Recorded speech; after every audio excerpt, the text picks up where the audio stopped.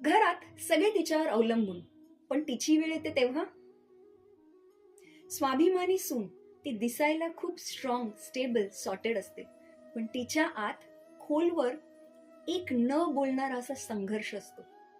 ती सगळ्यांचं ऐकते, पण तिला कोणी ऐकणारं नसतं.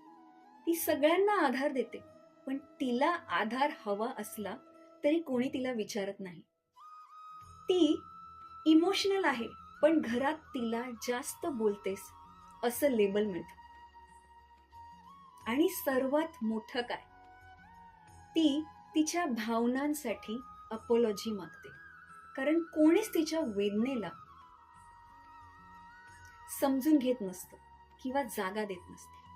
पण हे सत्य आहे की ती तुटत नाहीये, ती घडत आहे, ती शांत आहे म्हणून कमजोर नाही, ती रडते म्हणजे हार मानते असं बिलकुल नाही, ती बोलत नाही म्हणजेच भावनाच नाहीत असं नाही. ती स्वाभिमानी आहे, कारण तिच्या इमोशन्स बरोबर सुद्धा ती स्वाभिमानीच आहे.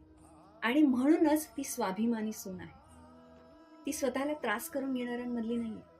रिमेंबर लवली महाराष्ट्राच्या स्वाभिमानी सुना. सून या शब्दापुढे स्वाभिमान हा शब्द लावा आणि त्या सगळ्या क्वालिटीज आणायला लागा. काय बदल होतील स्वतःमध्ये हे एकदा अनुभव. मग काय, तयार आहात ना?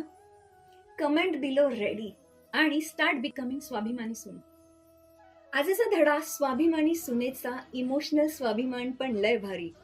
विषय रिलेशनशिप लॉजी. शाळेचं नाव नात्यांमधली माणुसकी. मुक्काम पोस्ट हजबंडचं घर. जिल्हा उत्तम नाती. सायनिंग ऑफ, स्वाभिमानी सून.